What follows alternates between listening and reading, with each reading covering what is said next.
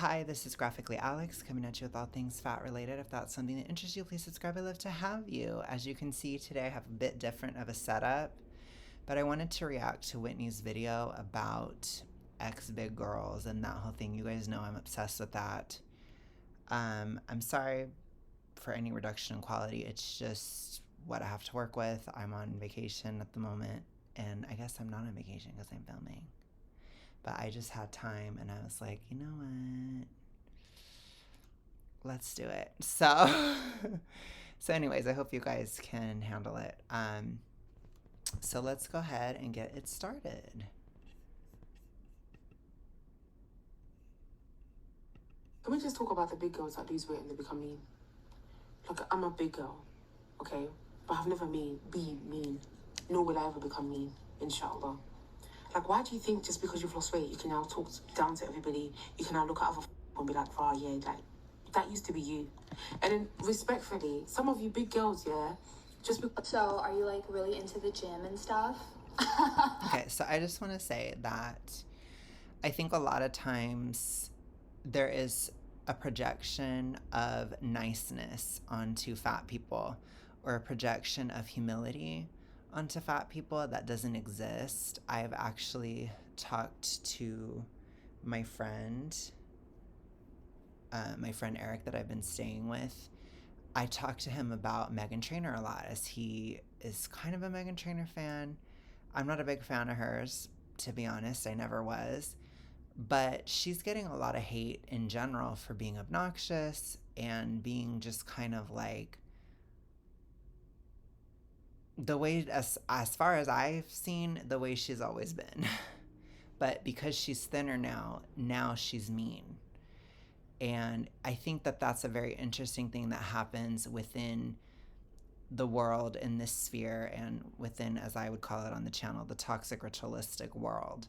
There is something that is afoot when somebody goes from being fat to thin, or even mid-sized to thin.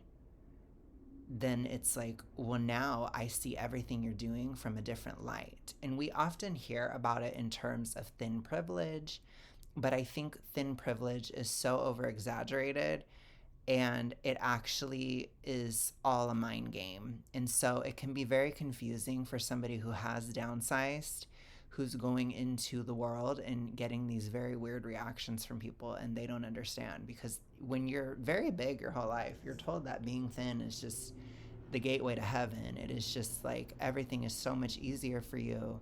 Everything is beautiful and wonderful and sunshine and rainbows forever.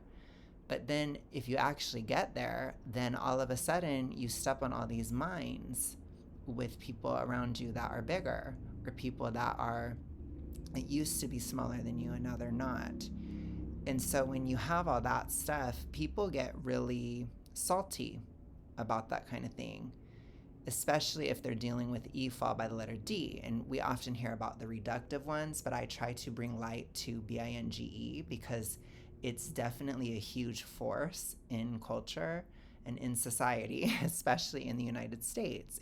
We know that it is the most populous DIS order of the three main ones.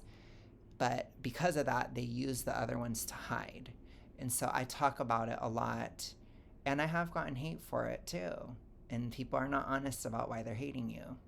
But it's because they don't like it when you expose it. They don't like it when you're, affecting their perception of identity or whatever the hell, or especially when you're threatening the body hierarchy, which they are extremely focused on maintaining, which is why people who do downsize, they are told you must constantly talk about thin privilege and how much better everything is for you, because it is reinforcing for the fatter person that still has a problem. So all I can tell you is thin privilege is exaggerated and highly conditional. That's what I would say. I say it all the time. I'm going to say it forever. Okay, good, because I need to date someone that's in the gym. Wait, you're gonna order a full sugar soda? I'll just take a water with a lemon, please. I'm not even gonna read the menu. Can I just do like a grilled salmon or grilled chicken, please? Wait, you're gonna order an appetizer and an entree? You're not even gonna get your burger like protein style? Because 9 times out of 10, So as far as that, I haven't dealt with like somebody trying to control my diet really at all. I know it does happen, but you have to understand when people are doing that, they still have a TR issue. They're still within the toxic ritualistic. They're probably even still within BINGE. If you're, I will tell you that to somebody who has downsized, if you are constantly worried about what other people are doing, your recovery is in danger. That tells me that you're still within the mental issue, because you shouldn't be doing that. If you feel a need to, you're still allowing your anxiety to control you, and you're still in it. So in people who are still in it, you can upsize like that. Those are the same ones that are like, it's an addiction, da da da da da. It's because they're in it. They're still in all of those same mental matrices. They're still thinking of it the exact same way. They still see it as like a source of self-esteem, a source of control, a source of predictability, a source of controlled failure, especially within BINGE. If I upsize, that's pain that I can control. That is something that I can use to mitigate my fears of other areas of life that are uncertain. I think the stereotype that formerly people all become mean or is really overblown, except in like one case that I'll get to in a minute. Because 9 times out of 10, when someone lost a lot of weight and then we see them start being like more assertive, or maybe they're even becoming like a little bit more aggressive, something else like that, people are like, oh yeah, it's because they're, when really that's just confirmation bias. It's the same thing as when you're in an Uber and the Uber driver, like maybe some driver in front of them is bad, and then they pass the driver and they're like, oh yeah, it turns out it was a woman. Yes, the ex-big girl to me. I do agree. It can be confirmation bias for sure. But they also need it to be somebody who used to be fat, because it's so bizarre. And I hope that you guys can understand the DIS ordered aspect of this, but it's the whole like, we must say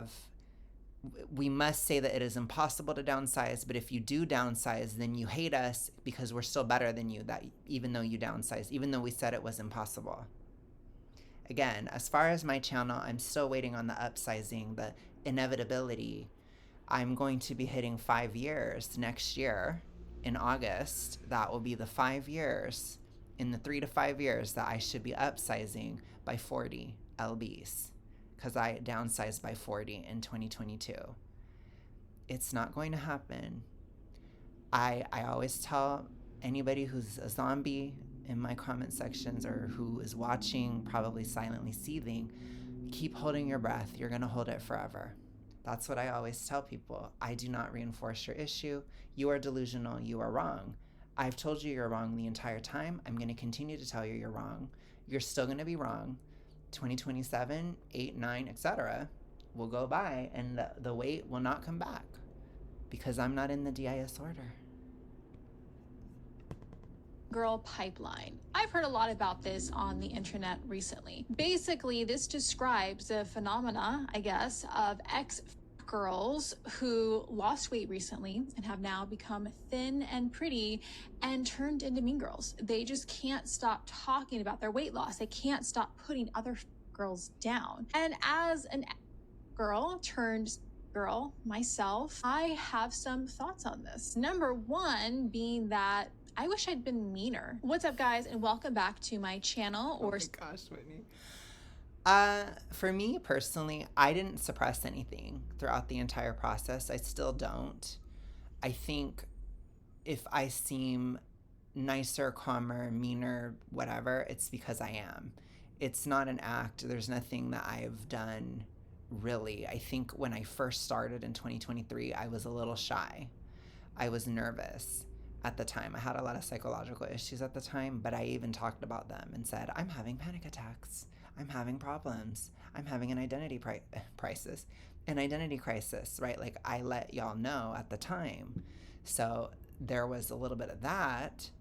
But when I was Mid-Sized Princess, for those of you who are around early 2025, I was that angry all the time. Literally all the time. For 6 months, it was the only emotion I felt.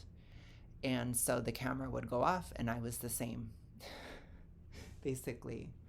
So you have to understand, like, I have never really suppressed anything. I couldn't do it if I was suppressing. There was just no way. And I think for me, that was a huge toxic ritualistic drive for me. So I don't have any regrets in that sense. I don't feel like I should have been meaner or nicer. I feel like I was just doing what I was at the time. But that could be different for Whitney. My podcast if you are listening on Spotify. So today we're talking about the ex big girl to mean girl pipeline. I have seen a lot of different funny reels mostly on this subject. I've also seen some people who were quite serious about ex girls and ex people in general just turning into mean people after they lost the weight. But I was inspired to do this video because one of you sent me a message through my website and you told me your story of how you watched my girl identity video and how you realized after watching that you had been holding on to your own, I guess, girl, or in this case, the viewer who reached out to me was a man. So hi, D, I'll call you D. I thought that we would talk a little bit about what you said though in that message. And you talked about how the fat man identity had kept you from losing weight. Part of your subconscious beliefs, or why you think that maybe this was what was keeping you from actually losing the weight and being successful, is that you associated thinness or being in shape with being really full of yourself, with being a mean person, with being the kind of people who used to make fun of you when you were. So I want to talk about this a little bit. This happens a lot because a lot of people within media are toxically ritualistic too, which I have tried to ring the alarm bells on that. So whenever you're looking at TV shows, especially TV shows centered around high school, that's usually the years that people go into the TR. So that's a common, like, beginning point for people that have these problems. So they tend to revisit it often, or in some cases they never develop any emotional maturity outside of that level, which we see that a lot too, because brain fry kicks in, they kind of freeze a bit emotionally in high school. So especially high school shows, you have to be really careful about, like, if it's realistic or not. It usually isn't, especially, well, basically at any point. If they're talking about weight, it's not realistic usually, because there's going to be this kind of like biased attitude. And so part of the toxic ritualistic folklore is that if you're in shape, you're so full of yourself, you're very mean, you think you're better than everybody, but in reality, it's a fat person that's typically projecting that onto that person. Maybe somebody who is in shape could have a superiority complex, but they're not giving it much thought. They're not going to be obsessing over it or having this like extreme like focus and repetitious thought process that somebody who's dealing with binge would. So they'd be like, oh, that fit person, they're judging me. They're judging me. Oh, these fit people, they judge me so much. They're just always thinking about how much they hate fat people, and they think that they're better than us, and and they're just trying to do that, like this like spiral, this kind of commentary. I guarantee you, somebody who's in shape, they're probably not having that commentary. There might be like a one reaction moment of like, whoa, that person's big, but that's literally it. Then it's over, and then they move on with their lives. And oftentimes, if you want to be real about it, most of the time, people that are extremely in shape, they tend to be more focused on their own flaws, and they can also be dealing with toxic ritualistic issues. So they're going to be having body dysmorphia, being insecure, wanting to be liked, probably more than what a fat person could ever even imagine. Because fat people, when they're within binge, I have to be very clear. So within a toxic ritualistic framework, I'm not talking about every single fat person, but when you have these mental health issues, typically a very fat person dealing with bingo, they actually they overestimate how nice they are. They overestimate how selfless they are.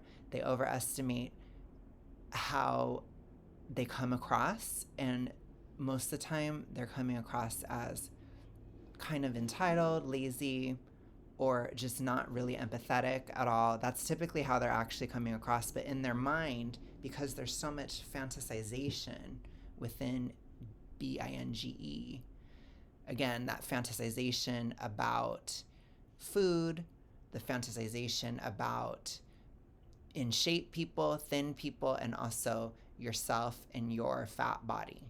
All of that happens all the time, because you have to think when you're very big, especially I'm talking severe levels, you have to remember I'm usually talking about people who are severe. You don't have an ability to be so physically active, so your mind becomes so much more active. And that's why you have like a lot of people like that writing books, and you know, it's not a bad thing. I'm just saying, like, you see it, you know, you can see it often, but you have to, as somebody consuming that media, just be in mind, this person might have a problem, and I'm not going to go along with them if they're writing a TV show about it. Because remember, they're trying to reinforce you. So, and it was working on this guy. So that TV show aspect, it was working on him, where he was like, oh crap, yeah, the jocks, they were mean, blah, blah, blah.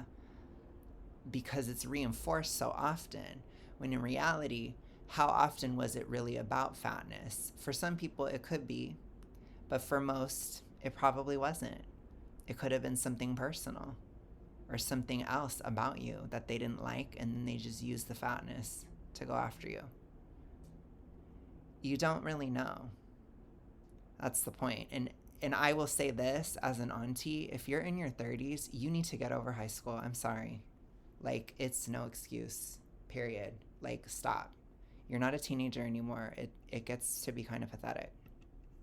And I thought that was really interesting, because I think it goes to show how our beliefs really can shape who we are. And when it comes to weight loss, there are many reasons and subconscious beliefs that hold us back. One of those could be, like, you know, Dee said in his message, that he thought, well... So I want to also just disclaim a bit. Whitney often talks from a vanity downsizing standpoint, and I think that she's one of the best.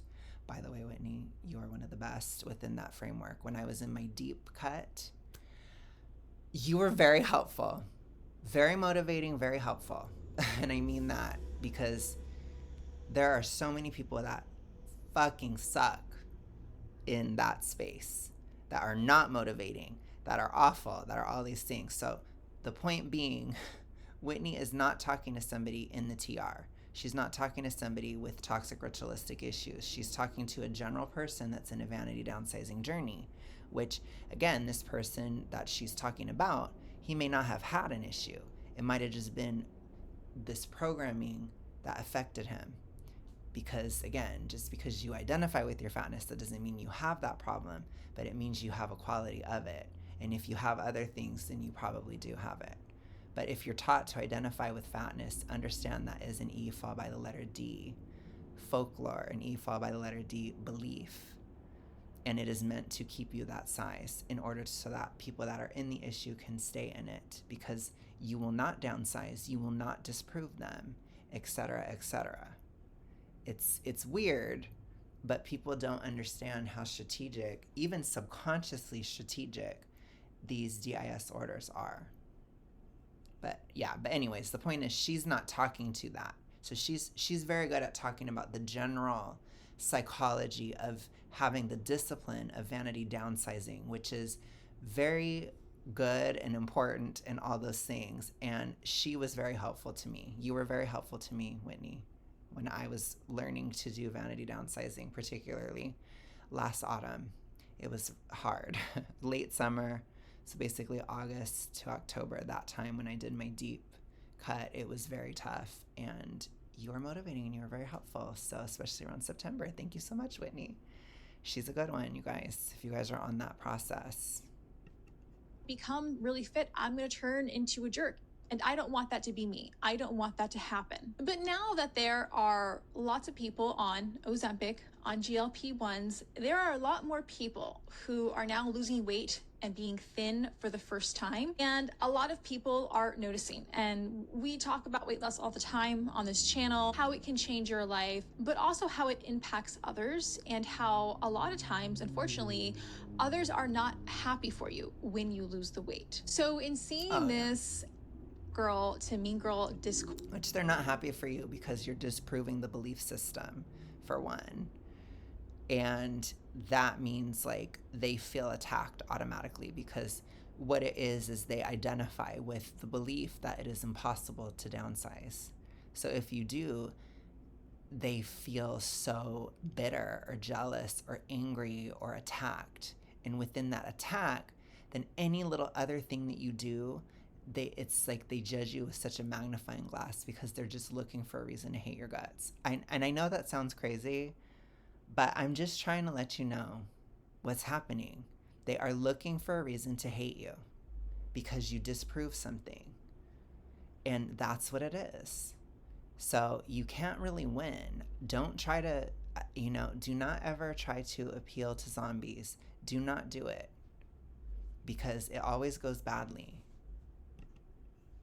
I've got quite a few different thoughts on it because I have been accused of being a mean girl myself as an ex-big. So first off, let's just talk about, what the mean girl is, what the mean girl trope. Whitney is not mean. She's just strict. She's like strict, disciplined, etc. You have to be in Vanity. You must. I am that way too when it comes to Vanity, but I am careful to differentiate. If you are not on this process, I'm not talking to you. So that's what I tend to do in terms of the way that I brand and the way that I talk about it, because I have told you guys Vanity is optional, but if you do it, I want you to succeed. So I have to go into a little bit of a Whitney mode when I talk about it, which I did recently on a post where I was like, just because you're going on a trip, that's no excuse. That's strict. For a lot of people, they're like, ooh. But if you want your vanity goal, it's strict. It's the same thing with the holidays last year. It was strict. I was like, nope, no. But that's being strict and being disciplined. It's not GIS ordered. I still had plenty of cows on Christmas and all that stuff, but you have to cap it at a certain point. You have to say no. You do. It's discipline. It's called discipline, And we all know it pretty plain and clear. Think the movie Mean Girls, right? We typically were told through media that the mean girl, she was always pretty and she was always really thin and she was rich. She's always a popular girl.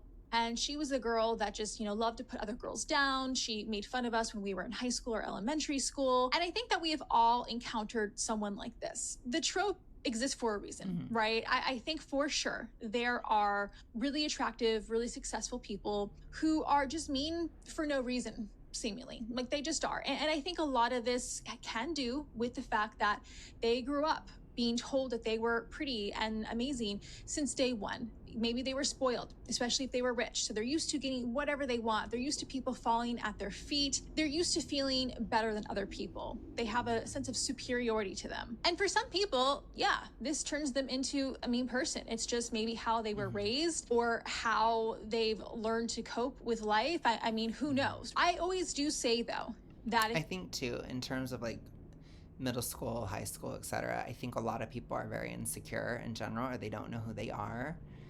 And it's a time when that's trying to formulate. And for some people, it turns to bullying or turns to being mean when you're insecure. So that also is part of it for sure. But also, too, people reward those qualities in our society. If you are cutthroat, if you are a cutthroat bitch, people reward that. And also the work world rewards that, too. And so I also think, like, a lot of times people like that, they are reacting to the cynical system that we do live in. And that is also a fact too. So, but it's also the human condition. We are a competitive species. We are honestly kind of vicious as a species. We are. It doesn't mean that we're always that way. It doesn't mean that we can't be nice and stuff, but we can be really mean and nasty too, and very competitive. And it is a part of us. I mean, hence why the World Cup was going on and everybody's really, into it, because we have that in us. We have a competitive drive. And a lot of times people in the toxic ritualistic, they have not integrated this into themselves, or they don't know how to deal with this correctly. So they either go super overt or covert. And I do also think too that people that are within the toxic ritualistic, they tend to be very competitive. And sometimes that competitive spirit they have, it can scare them. I know for me it did, because I'm like, ooh, diva, you know, like, ooh, I'm a little scared of myself sometimes. It's the same thing with anger. So I think, especially in the United States, so I'm going to make this very, very specific, okay, because I don't want to paint too broad a brush, but especially this tri-layer, okay, of millennial, feminine / woman, and American. So that three, when you have all that together, we were not taught to handle anger. We were taught that it was bad, and we were taught that competition was bad too, all the time, that it was never okay.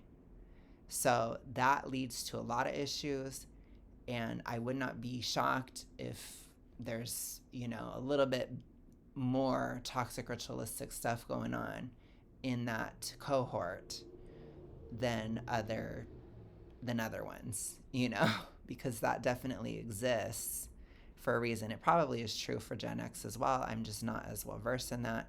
I think it's a little bit less so actually with Gen Z. That's just what I've observed, but it might actually be worse for Gen X. So again, I'm not trying to this isn't a competition. I'm just saying that's what I've noticed. That's my experience, and it's something that I have witnessed. I don't think that that's true globally whatsoever, but I do think within my cohort of, you know, feminine / women, millennial, American, all the way combined, we have issues with anger. It scares us. We have issues with our competitive side. It scares us.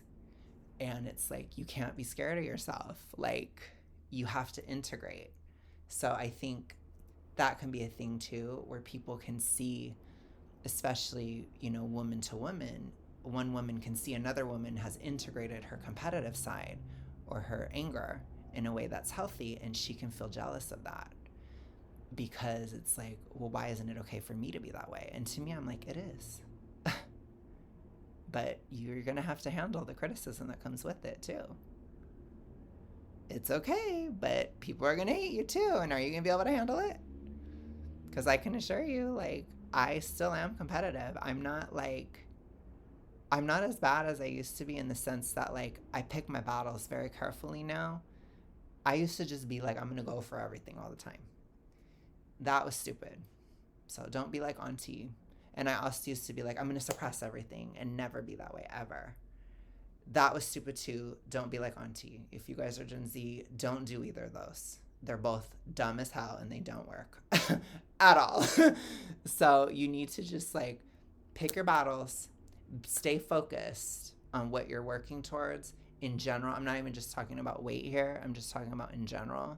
Stay focused on the goal and really niche down and be competitive in one industry or in one area of life. You don't need to be competitive with everybody all the time. That is really stupid. So anyways, point is, integrate. You have to integrate that. I just bought some tiger's eye because of obsession. I went to a crystal shop and I bought a nice big tiger's eye. So I'm going to be doing some work on that too. Get that confidence going, get that focus, get those goals going. That's what we want. It's good for you. It's good for all of us, for sure.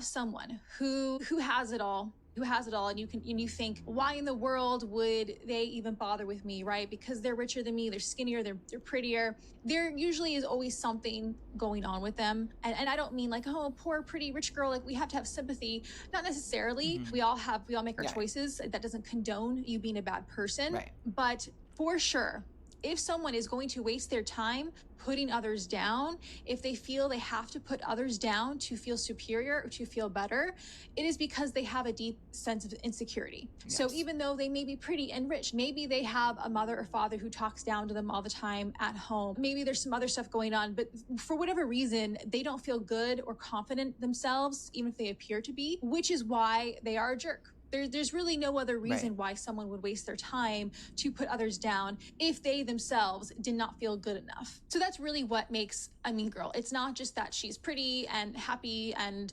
popular. Oftentimes I find people who really do have it all together, who are successful and happy, they tend to be nicer people, or they're just people who mind their business, because if you are truly happy and confident, yeah, you have no reason to put others down. However, multiple things can be true at the same time. So yes, There are some pretty people, some popular people who are just mean for no reason. I also think, though, that a lot of times pretty people are targeted sometimes even more than less attractive people. And I can say this from my own experience of being both overweight and the ugly girl to then having a glow up and being the thin, pretty girl. And something I never expected was to be hated for being than other people for being pretty. I always thought that my main issue was that I was big and, no one wanted to be my friend and I didn't fit in. So I thought, well, once I lose the weight. Whitney's being honest. We love it. I appreciate it. I really do. It really helps. I told you she's one of the good ones, you guys.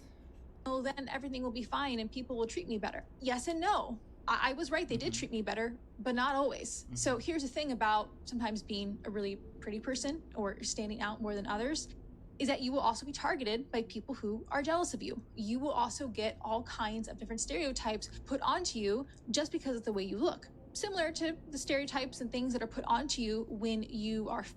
So I experienced this for sure. People want to think that it's something that happens to everybody. So stereotyping, it does happen to everybody. People project, I would say the one time it didn't happen to me much was basically just being average. But even for me, even being average, well, it doesn't happen that much in average.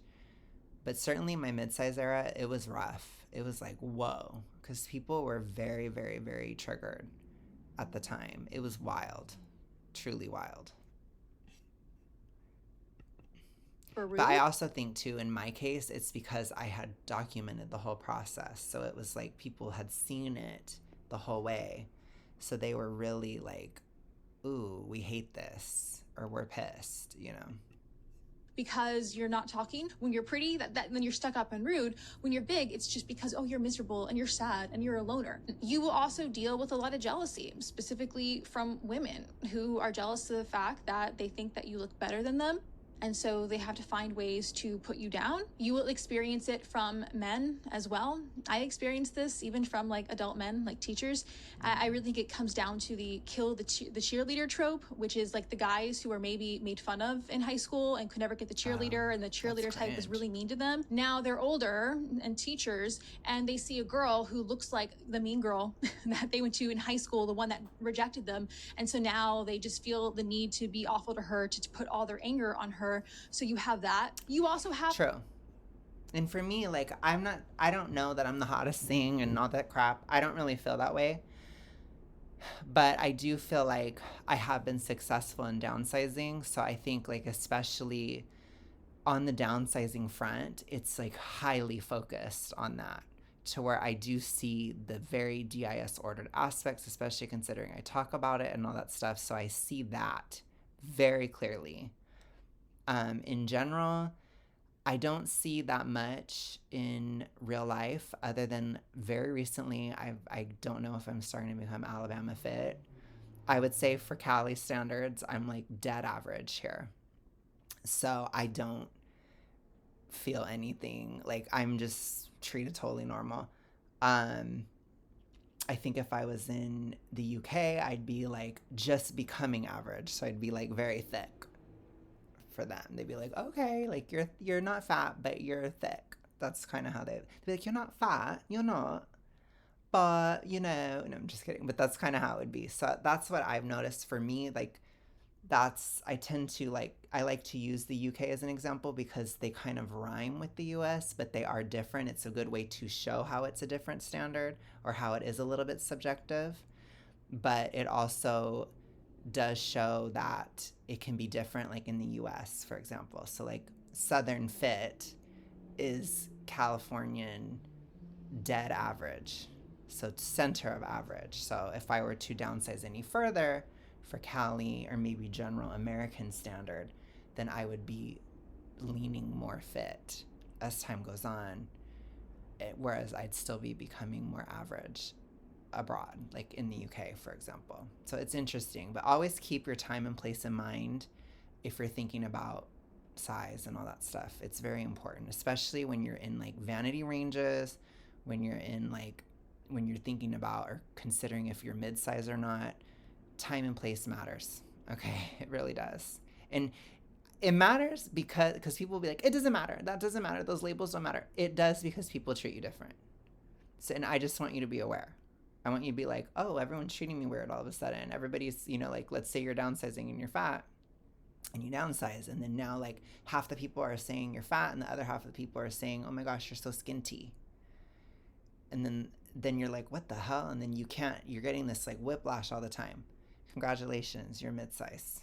You've become mid-size for wherever you're at. So it's a trip, but it's real. It's very real. Weird attention from men, right? If you're prettier, you stand out more. Yeah, you're going to get a lot more guys trying to talk to you. And oftentimes they're going to be weirdos. So I can understand how sometimes a lot of pretty people, they have to be a bitch on the outside. And I think that it's easier to see when it comes to men, right? As women, we all know, you know, we get approached by weird guys a lot. Right. And you kind of have to have that bitchy attitude to warn them off. It doesn't always work, right? Sometimes you try being nice, that doesn't work. So I think some of the pretty girls have realized, hey, if I am more of a bitch, if I'm more standoffish, then people like that are less likely to approach me. So I think there's something to be said about that as well. And then, like I said too, right? I think a lot of girls who maybe grow up being beautiful all their life, they have to deal with other women being jealous of them or being weird to them. So I can imagine that they also have to have a tougher exterior, right? Because if you do not, then you will be run over, so to speak. And I think that this was something that I did not understand, going from the big girl to just wanting to fit in. And now I was really pretty and I was a model and I was just nice to everyone because I just thought that's what I had to be. And I'd always been a nice person, but I got talked down to a lot. I got run over a lot because I couldn't see. And that's the thing. I wasn't, and I'm still not. I think if anything, I don't know if I'd say I'm nice. I'd say I feel like I'm becoming more chill. I'm more calm, if that makes sense.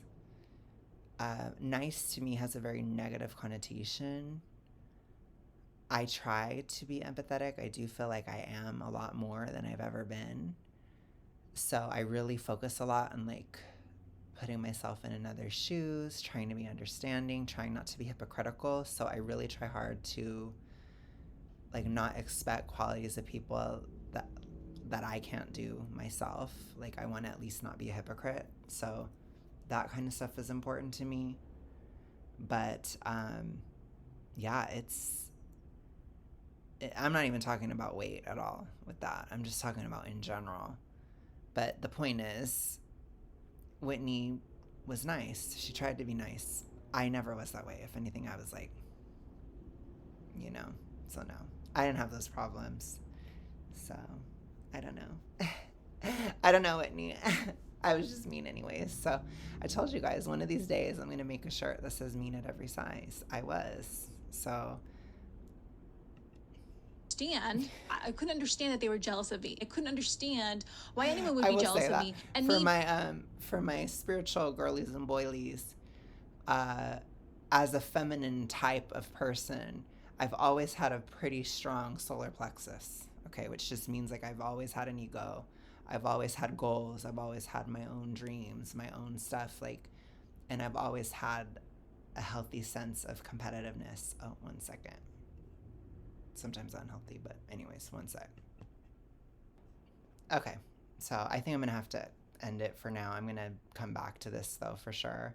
But all I'm gonna say, I just got a call and I'm gonna try to meet up with some other friends. So some girlfriends, some of my girlies. But anyways, so the point is I've always had that, which I've had at times, you know, women, other feminines be jealous of that strong solar plexus because they don't have it. So it's basically, like I said, like ego, goal orientation, a sense of logic, even though I never felt like I was logical, but whatever. I guess I was all jacked up in my sacral and root. My root is trash. So if you guys want to be, if any of you spiritual peeps want to be like, I'm better than you, just know your root is probably better than mine. Anyways, I got to get going. I'll talk to you guys later. Bye. I'll be back.